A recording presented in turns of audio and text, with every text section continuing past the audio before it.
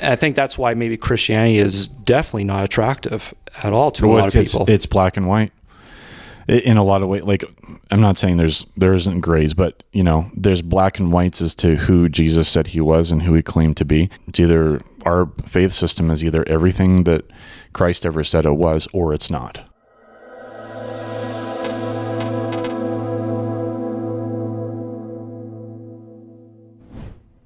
Well, then let's take this a step further. We'll go from moral absolutes now to like religious pluralism. It's quite the conundrum, because not only we've been talking about how everyone perceives morality differently, everyone has a worldview, and everyone puts their faith in something or someone. And it does beg the question in terms of religious pluralism, can it actually work? And just to be clear, like, I'll just give the definition. When it comes to religious pluralism, it is a belief in two or more religious worldviews as being equally valid or acceptable. But then, with that said, can that work? No. A big no. I'm going to kind of go against you on that one. I will go and say that I think intellectually in our heads, it can work. But in our hearts, I don't think so. So I'm going to say this from our standpoint, in that you said no. From a Christian's perspective, there is no other version. That's more what I'm speaking to. We have been given, I am the way, I am the truth, and I am the life. The only way through the Father is through me. John 14:6. So again, if we are following the Bible as the set of instructions for how we are supposed to live our life, it is very clearly told us that is how we achieve for us is everlasting life, or eternal life through Christ, or the time our paradise. Because heaven will be our paradise. So in that aspect, from Christianity, no. There are different value systems, different religions, that you have multiple different ways within that system to achieve paradise. So if you have multiple different ways in that system to achieve paradise, why should you not be able to combine it with other systems that might have similar ways of achieving paradise? And I think we do need to be very clear so there's no miscommunication. In terms of religious pluralism, yes, we are simply talking about their religion and their faith. And yes, to what you're saying, I would also agree, like, from a Christian worldview, that doesn't mean we're not accepting the person. Yeah, that's to be clear. We're not accepting, it's the whole law of non-contradiction. You can't have A and not A at the same time. And so we can't accept what you consider your truth because there is only one truth. So it just is not compatible. We are completely accepting of the person, but yeah, it's more the religion and the faith that this is where pluralism, it struggles to achieve what it wants to do. I would almost say, like, in our society, in our world today, there's more of like a religious accommodation in a way. So, like, what I mean by that is a woman. Yep. No, but you know what I mean? Like, just we as Christians, according to the word, we believe that, Jesus makes claims to exclusivity, right? He really does. But we, as believers, we acknowledge that there are other belief systems out there. We believe that we need to live in peace with those other systems, so people of other religions, but that doesn't necessarily mean we think they're valid. We accept them and we respect them for who they are as people, and we accept we all tolerate each other, basically. But that doesn't necessarily mean you accept a different faith, right? If my neighbor is a Buddhist, of course I'm going to accept him as a person. I think we're commanded to do that. There's no way around that. I guess it's the whole... We have a right to all of our ideas, but not all ideas are right.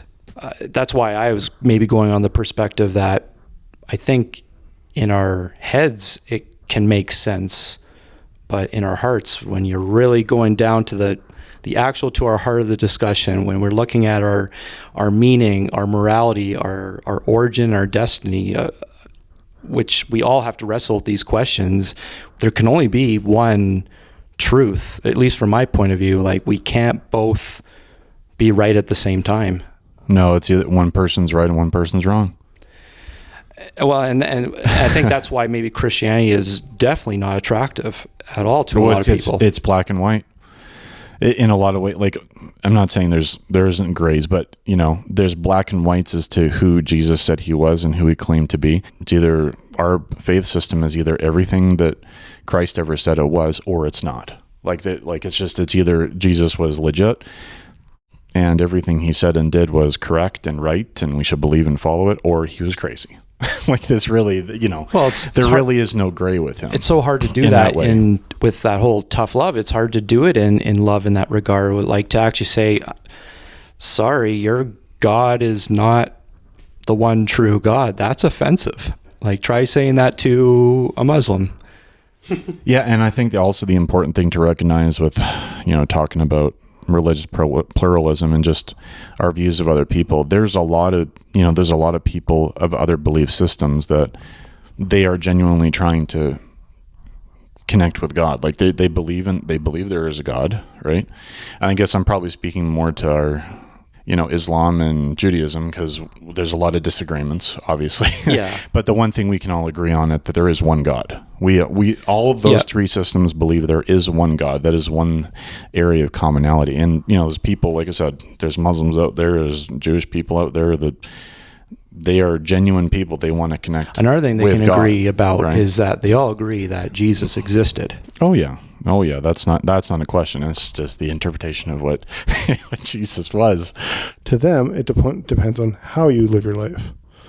Like, in Christianity, how we live our life doesn't determine whether or not we get into heaven.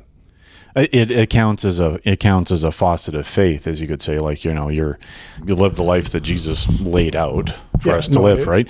That part is still important as the fruit of your faith, but it's not. Yeah, you're right. It's not the only bar. Yeah, right? No, it's like there's a misconception out there that I think that you can get into heaven by, specifically the Christian heaven, by doing good deeds and by doing that, and it's just like, from my perspective, I am the way, I am the truth, I am the life. No one gets to the Father except through me. Okay. I have to go through him. I have to make that choice. Now, there's so much different talking points or different versions of people going through this and what it all means and all that stuff. And so I'm not knowledgeable enough on that stuff. But there are belief systems that have nothing to do with Christianity, where how you live your life is going to determine on whether or not you go to paradise. You even just take that from Islam, right? Yeah. And the 5 pillars. And if you live your life according to these conceptions, okay, I have to do this, I have to do this, I have to do this, I have to do this. Well, and I don't know, I'm just going to use these as 2 examples. If Buddhism tells you to live your life this way and Islam tells you to live your life this way, it's like, well, wait a minute, those 2 are both telling me to live my life a certain way, and they are both very common. I don't actually know if there's actually any overlap. This is just an example, but it's just like, well, if both of them are telling me to do this, why can't I believe in both of them? I think we're already living out this experiment of pluralism, whether we like it or not. People want to do what they want to do because it makes them feel good. Well, and absolutely. It goes to the whole, what we were talking about earlier with morality. We're in this place where I think people, they don't want God or any one standard of God, but they actually, if anything, they want to be their own God. They want to define what is truth. They want to define what's moral. Well, they 100% do. And what's so funny is sometimes you'll hear people like, well, like I live my own truth and I live the way that I want to live. And that but then on the other hand, you'll hear a lot of those same people saying, well, I want to get into heaven. Right.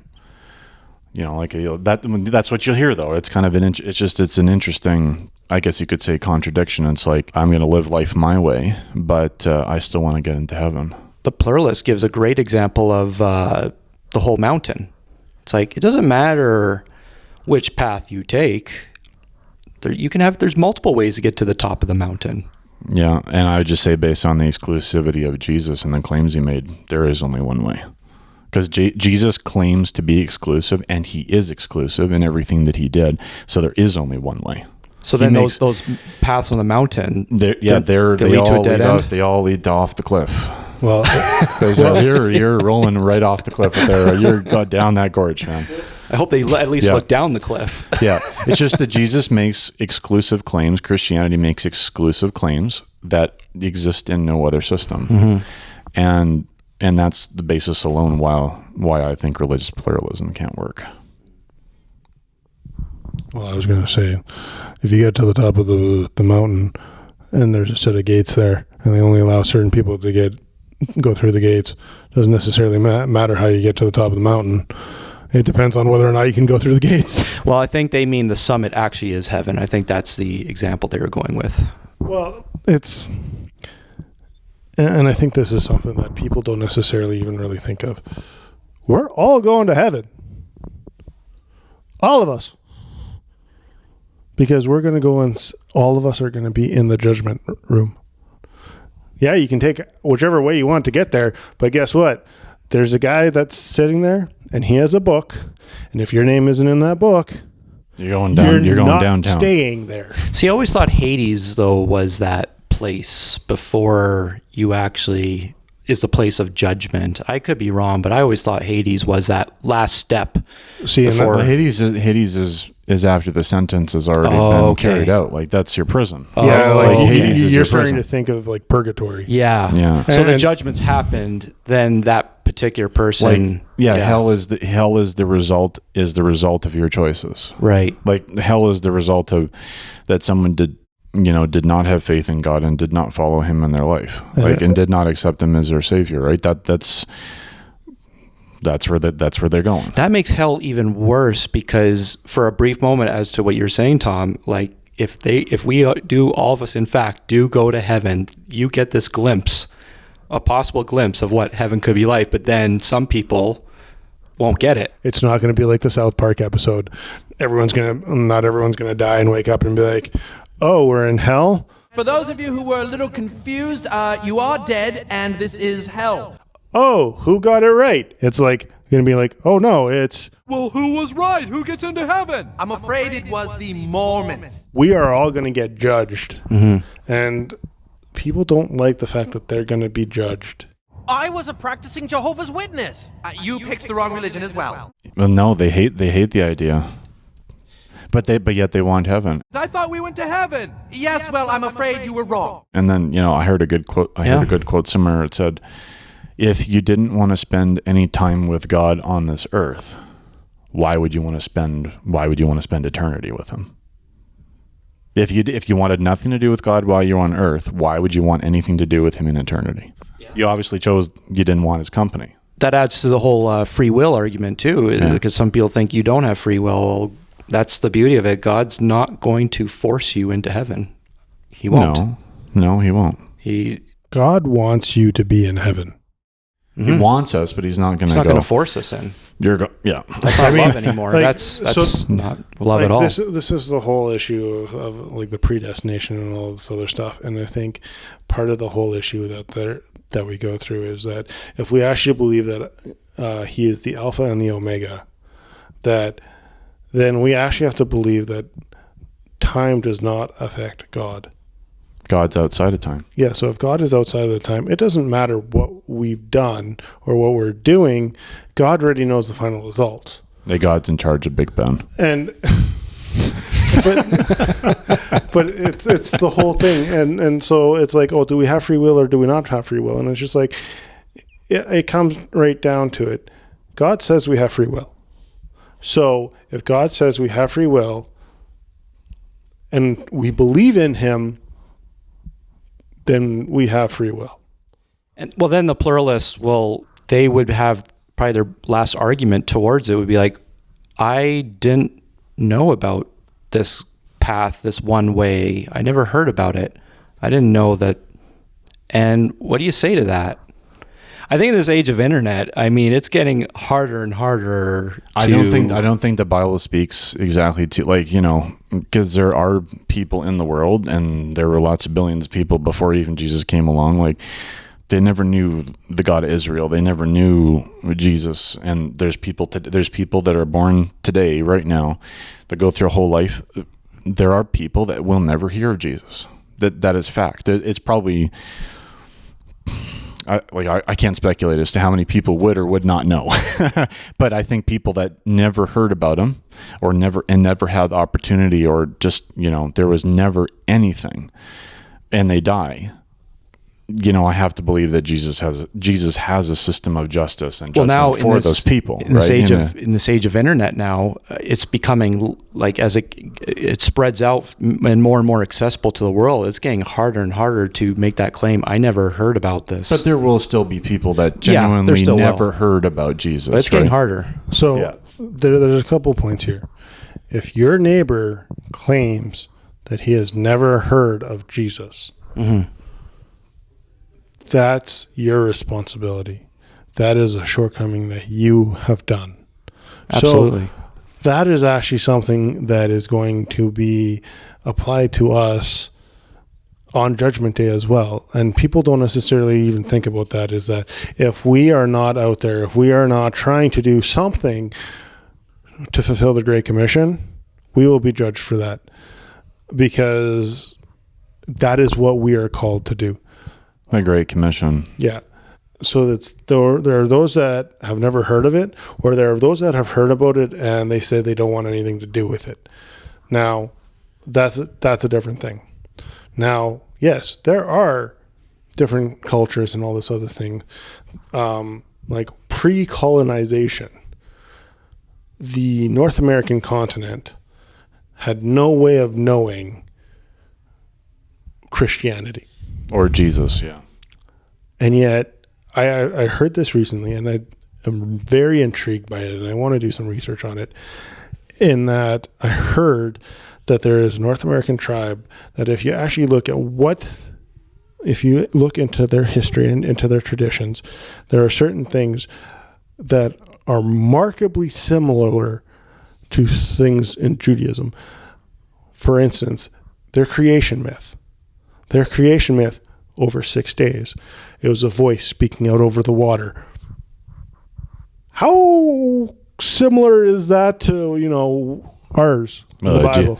God breathed through he talked through a cloud and fire and burning bushes, and, you know. Like, there's even this, they even say that one of the words for father in that language is Abba. Well, yeah, and then I guess where I'm going with the whole internet, maybe I never told my neighbor directly, but I think more and more we are actually fulfilling the Great Commission, maybe in a digital realm, but to think that if I really want to ask what's the purpose of my life, I could do a Google search, and some Christian out there has actually posted what is the purpose. And in some ways, the Great Commission is being fulfilled. Now, granted, the whole privacy restrictions of certain countries, yes, that's where it probably adds to your point. Still, there's that chance not every country is going to get that access. And yeah, they may not hear about it. Like even the Hermit Kingdom, think about North Korea. Yeah. There is no internet there. Yeah. Like just like they keep information, like in dictatorships would be one example where people wouldn't necessarily hear about them, because but I like what where Tom is going with that point. It's like sometimes that is an option, but what about your next door neighbor? Like, you can to this day you can knock on their door and say, hey, you want to come over? Our Christianity has been and always will be about community. Mm-hmm. If we are not out there building community, and how do you have community? Because guess what? Online community, we can say it's great, but We are biologically social creatures. We need to be in groups with other people or our health is affected. But what about those Zoom meetings and Skype conferences? I can see, I can see your They face. do not do the same thing. Okay, let's put it this way. I have had times where I do not see people for an extended period of time in face to face. And yet I have seen people over the internet or talk to people. No. There is so much more going on by having groups of people together in the same space where they can interact with each other. That is very important. You're talking, the physical interaction, because I was going to say, boy, not too long ago, the three of us were playing video games together all remotely. It wasn't necessarily our first choice, though. No. Well, let's Absolutely, yeah. But Let's we put made it this way. happen. We don't even have to touch each other. There is a difference in whether or not we are playing video games over online with each other, or if we have our computers in the same room and we're playing them there. Mm-hmm. You can see the difference physically in how we interact. Like, it would be like, if this is something I've observed, but if you were to video each of us and compare the reactions of when we are playing online with people versus when we are playing in the same room with people, we're doing the exact same activity. The difference is where we are. Yeah, I see where you're going with this. We could all have webcams, game remotely. We could all be together remotely, and we can see each other's faces and reaction. But yes, you're saying, there is still a difference when you're physically together in a room. The reaction actually will be different. Although they're saying in tech, they're saying now the replacement for in-person gatherings is we're going to go crazy on VR. I was reading the other day, it said, technology of the future, we could all be here in the living room. I could be here in my living room and you guys will just be holograms sitting in chairs next to me. And that's still, and there's like, that brings in real human interaction. It's like, no, there's still a hologram in that chair. I can get on board with that because not that particularly, but I can get on board with, my reaction to people online was technically different. Like it was still the same friend in person, but there just seemed to be something different about not seeing them physically. Like, we're sitting in this room together. I think we notice a difference than if we were just to talk remotely. Well, and even just in everyday communication with each other, we'll all text each other a little bit, right? Hey, are you coming? You want to go do this, whatever. But there's a huge difference between that and even just picking up the phone and making a phone call. Like, just the fact that you're communicating voice to voice. Like, it is biblical for us as members of the church to get together and meet. Because it doesn't say, you can talk to people. No, it is when 3 or more are gathered in my name. Just doesn't say where and how. I don't know if it's supposed to be in the living room or not today, but gathered means that they are in the same location. Yeah, I know. I'm just giving you a hard time. We didn't pull out a chair for. I guess he's sitting there. Jesus is sitting over there, but didn't pull out the chair. He has the comfy chair, don't you know? Yeah, he gets a good one. Yeah, see, and that's one of the things is, like, so there's the whole example. Jesus was the one washing the disciples' feet. But he still went and sat at the head of the table, and the head of the table is typically where the best chair was.